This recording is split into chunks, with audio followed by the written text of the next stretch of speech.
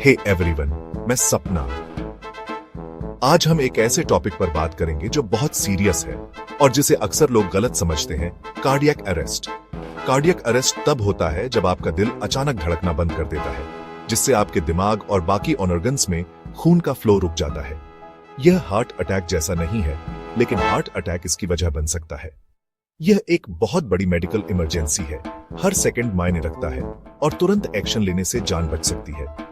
इस वीडियो में हम कार्डियक अरेस्ट के मेन कारण, वार्निंग साइंस, बचाव और अगर आप किसी को कार्डियक अरेस्ट होते हुए देखें तो क्या करना चाहिए, इस पर बात करेंगे।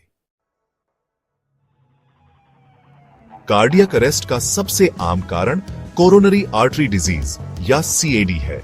सीएडी तब होता है जब आपकी कोरोनरी आर्टरीज में प्लेक जमा हो जाता है, जिससे वे सिकुड़ जाती हैं और आपके दिल में खून का फ्लो कम हो जाता है। इससे सीने में दर्द, एंजाइना हो सकता है और अगर प्लेक फट जाए तो हार्ट अटैक आ सकता है। हार्ट अटैक से दिल की मसल्स डैमेज हो जाती है, जिससे वे इलेक्ट्रिकली अनस्टेबल हो जाती हैं और जानलेवा एरिथमिया होने का खतरा बढ़ जाता है। सीएडी से होने वाली लगातार ऑक्सीजन की कमी से दिल में स्कार्स भी बन जाते हैं, जिससे उसका इलेक्ट्रिकल सिस्टम बिगड़ जाता है। बड़े risk factors, high blood pressure, high cholesterol, diabetes, smoking, मोटापा, इनएक्टिविटी और फैमिली हिस्ट्री, ये रिस्क अक्सर एक साथ होते हैं, जिससे आर्टरी डैमेज तेजी से होता है। इन फैक्टर्स को मैनेज करना ही आपका सबसे अच्छा बचाव है। अब एरिथमियास की बात करते हैं। ये वो इरेगुलर हार्ट बीट्स हैं जो जानलेवा हो सकती है। सबसे खतरनाक वेंट्रिकुलर फिब्रिलेशन और पल्सलेस वेंट्रिकुलर टैकीकार्डिया है। इन रिदम्स में दिल खून पंप नहीं कर पाता और कुछ ही सेकंड में कोलैप्स हो जाता है। Heart attack, cardiomyopathy, heart failure, जन्मजात डिफेक्ट्स और इलेक्ट्रोलाइट इंबैलेंस, ये सभी अरिथमियास को ट्रिगर कर सकते हैं। कुछ लोगों को इनहेरिटेड इलेक्ट्रिकल डिसऑर्डर्स होते हैं, जैसे लॉन्ग क्यूटी या ब्रुगाडा सिंड्रोम, जो उन्हें खासकर वल्नरेबल बनाते हैं।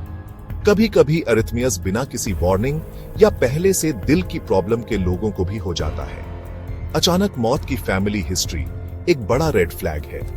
दिल को रीसेट करने का एकमात्र तरीका तुरंत डिफिब्रिलेशन है। हार्ट अटैक और कार्डियक अरेस्ट अलग अलग हैं, लेकिन आपस में जुड़े हुए हैं। हार्ट अटैक एक ब्लॉक्ड आर्टरी है जो दिल की मसल्स के एक हिस्से को ऑक्सीजन से वंचित कर देती है। लक्षण सीने में तेज दर्द, दर्द का हाथ या जबड़े तक फैलना, सांस लेने में तकलीफ, पसीना आना और उल्टी जैसा महसूस होना। डैमेज हुई दिल की मसल्स बिजली को ठीक से कंडक्ट नहीं कर पाती, जिससे अरिथमियास और कार्डियक अरेस्ट हो सकता है। हर हार्ट अटैक से अरेस्ट नहीं होता, लेकिन पहले घंटे में इसका खतरा सबसे ज्यादा होता है। तेज मेडिकल मदद, क्लॉट बस्टिंग ड्रग्स या स्टेंट्स दिल की मसल्स को बचा सकते हैं और अरेस्ट को रोक सकते हैं। अगर अरेस्ट हो जाए तो सीपीआर और डिफिब्रिलेशन बहुत जरूरी है। कार्डियोमायोपैथी दिल की मसल्स की बीमारी है, जिससे यह बड़ी, मोटी या सख्त हो जाती है।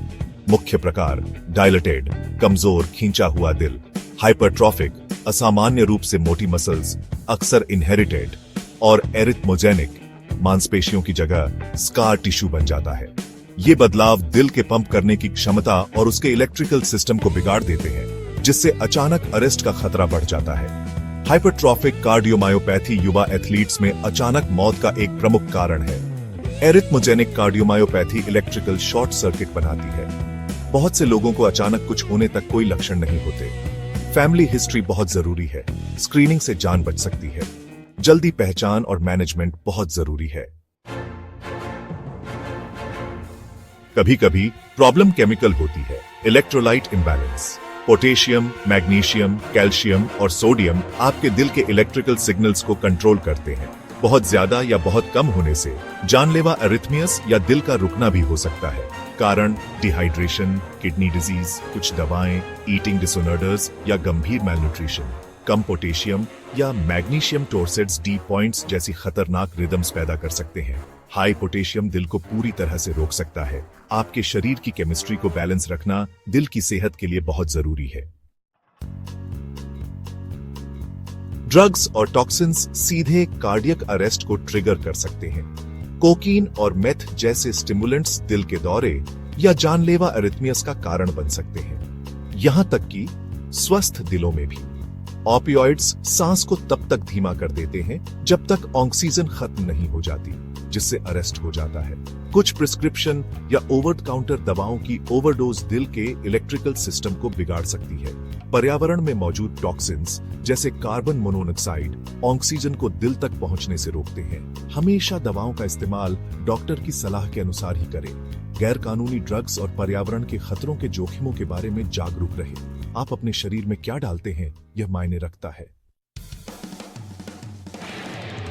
ट्रॉमा से बहुत ज्यादा खून का नुकसान, जैसे कार एक्सीडेंट या बड़ी चोटें, कार्डियक अरेस्ट का कारण बन सकता है। अगर सर्कुलेट करने के लिए पर्याप्त खून नहीं है, तो दिल और दिमाग को ऑक्सीजन नहीं मिलती। अंदरूनी ब्लीडिंग खास तौर पर खतरनाक और पहचानना मुश्किल हो सकती है। दिल भरपाई करने की कोशिश करता है, लेकिन पर्याप्त खून के बिना आखिरकार फेल हो जाता है। तुरंत एक्शन ब्लीडिंग रोकें और खोए हुए फ्लूइड्स की जगह लें। ट्रॉमा में ब्लीडिंग रोकें पहली प्राथमिकता है। एक बार जब दिल खून के नुकसान से रुक जाता है, तो बचने की संभावना बहुत कम हो जाती है। पल्मोनरी एम्बोलिज्म एक ब्लड क्लॉट है जो दिल से फेफड़ों तक जाने वाली आर्टरीज को ब्लॉक कर देता है। आमतौर पर यह क्लॉट पैरों डीवीटी में शुरू होता है और फेफड़ों तक पहुंचता है। दिल का दाहिना हिस्सा इस रुकावट के खिलाफ जोर लगाता है और अचानक फेल हो सकता है। खून को ऑक्सीजन नहीं मिल पाती और शरीर के ऑर्गन्स को ऑक्सीजन नहीं मिलती। रिस्क फैक्टर्स लंबे समय तक निष्क्रियता, सर्जरी, कैंसर, मोटापा, स्मोकिंग और कुछ मेडिकेशंस। लक्षण अचानक सीने में दर्द, सांस लेने में तकलीफ, तेज दिल की धड़कन, कभी कभी खून वाली खांसी। एक बड़ा पी तुरंत कोलैप्स और कार्डियक अरेस्ट का कारण बन सकता है। अगर आपकी सांस रुक जाती है तो आपका दिल भी जल्द ही रुक जाएगा। इसे रेस्पिरेटरी अरेस्ट कहते हैं। कारण एयरवे में रुकावट, दम घुटना, सूजन, डूबना, ड्रग ओवरडोज, न्यूरोमस्कुलर डिजीज या ब्रेन इंजरी। ऑक्सीजन के बिना दिल की धड़कन अस्थिर हो जाती है और आखिरकार रुक जाती है। बच्चों में रेस्पिरेटरी अरेस्ट कार्डियक अरेस्ट का एक आम कारण है। फर्स्ट एड एयरवे खोलें, रेस्क्यू ब्रेथ्स दें और जरूरत पड़ने पर कंप्रेशंस शुरू करें। एबीसी एयरवे ब्रीदिंग सर्कुलेशन बहुत जरूरी है। कुछ मामलों में सांसें कंप्रेशंस जितनी ही जरूरी होती है। तेज एक्शन कार्डियक अरेस्ट को रोक सकता है। Sudden unexpected death in epilepsy SUDEP तब होता है जब मिर्गी से पीड़ित कोई व्यक्ति अचानक मर जाता है, अक्सर दौरे के बाद। दौरे सांस रोक सकते हैं या दिल की धड़कन को बिगाड़ सकते हैं, जिससे अरेस्ट हो सकता है। खतरा उन लोगों में सबसे ज्यादा होता है जिन्हें बार बार अनकंट्रोल्ड दौरे पड़ते हैं, खासकर रात में। सबसे अच्छा बचाव सख्त दौरे पर कंट्रोल और सेफ्टी मेजर्स। परिवारों को अपने डॉक्टरों के साथ SUDEP के खतरे पर चर्चा करनी चाहिए। यह इस बात की एक शक्तिशाली याद दिलाता है कि दिमाग और दिल कैसे जुड़े हुए हैं। कार्डियक अरेस्ट अचानक होता है, लेकिन अक्सर इसके चेतावनी संकेत होते हैं। सीने में दर्द, सांस लेने में तकलीफ, धड़कन, बेहोशी या बहुत ज्यादा थकान। अपने रिस्क फैक्टर्स को मैनेज करें। ब्लड प्रेशर, कोलेस्ट्रॉल, डायबिटीज को कंट्रोल करें। स्मोकिंग और ड्रग्स से बचें। एक्सरसाइज करें और रेगुलर चेकअप कराएं। शेफाली जरीवाला की हाल ही में हुई मौत, जिसका संबंध संभवतः SUDEP से है, जागरूकता के महत्व को उजागर करती है। अगर आप किसी को कोलैप्स होते हुए देखें, इमरजेंसी सर्विसेज को कॉल करें, CPR शुरू करें और अगर उपलब्ध हो तो AED का उपयोग करें। CPR और AEDs जान बचाते हैं। अगर आप कर सकते हैं तो सर्टिफिकेशन लें। अपने शरीर के संकेतों पर ध्यान दें और इमरजेंसी में तेजी से एक्शन लें। यह जानकारी शेयर करें, यह किसी की जान बचा सकती है। सेफ रहें, जानकारी रखें और तैयार रहें।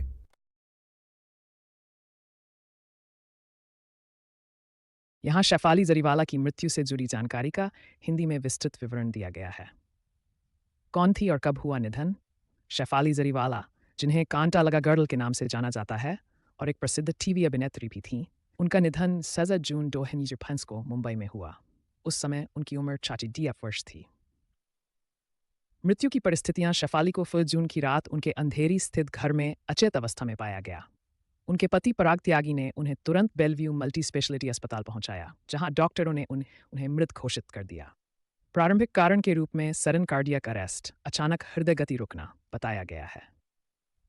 चल रही जांच, मुंबई पुलिस ने फॉरेंसिक टीम को घटनास्थल पर भेजा और घर के कर्मचारियों, विशेष रूप से रसोइया से पूछताछ की ताकि यह सुनिश्चित किया जा सके कि कोई साजिश या गड़बड़ी नहीं हुई हो। उनका शव कूपर अस्पताल ले जाया गया, जहां पोस्टमार्टम किया जा रहा है। आधिकारिक रिपोर्ट अभी लंबित है। संभावित कारण शेफाली को एपिलेप्सी, मिर्गी की बीमारी लंबे समय से थी। पहली बार उन्हें 65 साल की उम्र में दौरे पड़े थे। डॉक्टरों और मीडिया में ये भी अटकलें हैं कि उनकी मौत SUDEP, sudden unexplained death in epilepsy के कारण हो सकती है, लेकिन फिलहाल मुख्य कारण कार्डियक अरेस्ट ही माना जा रहा है। हाल ही में उन्होंने इंटरव्यू में अपनी स्वास्थ्य समस्याओं, एपिलेप्सी और एंजाइटी चिंता के बारे में खुलकर बात की थी। वे योग और व्यायाम को जीवनशैली का हिस्सा मानती थीं। उन्होंने एंटी एजिंग ट्रीटमेंट भी लिए थे, लेकिन इनका कोई संबंध उनकी मृत्यु से अब तक सामने नहीं आया है। घटनाओं की क्रमवार जानकारी। तारीख घटना उस 2 जून, सीने में दर्द महसूस हुआ, घर में बेहोश हुई, अस्पताल ले जाया गया लेकिन मृत घोषित किया गया। इस 12 जून शव को कूपर अस्पताल भेजा गया। फॉरेंसिक जांच शुरू, पोस्टमार्टम रिपोर्ट प्रतीक्षारत। जनता और बॉलीवुड की प्रतिक्रिया। उनके प्रशंसक और कई बॉलीवुड हस्तियां सोशल मीडिया पर दुख व्यक्त कर रही हैं। उनकी अंतिम इंस्टाग्राम पोस्ट, जिसमें उन्होंने लिखा था अब जीना शुरू करो, उनकी मृत्यु के बाद तेजी से वायरल हो गई। अंतिम निष्कर्ष। हालांकि प्रारंभिक रिपोर्ट में कार्डियक अरेस्ट को मृत्यु का कारण बताया गया है, लेकिन पोस्टमार्टम रिपोर्ट आने के बाद ही यह स्पष्ट होगा कि मौत की असली वजह क्या थी। पुलिस और फॉरेंसिक विभाग अभी भी मामले की गहराई से जांच कर रहे हैं।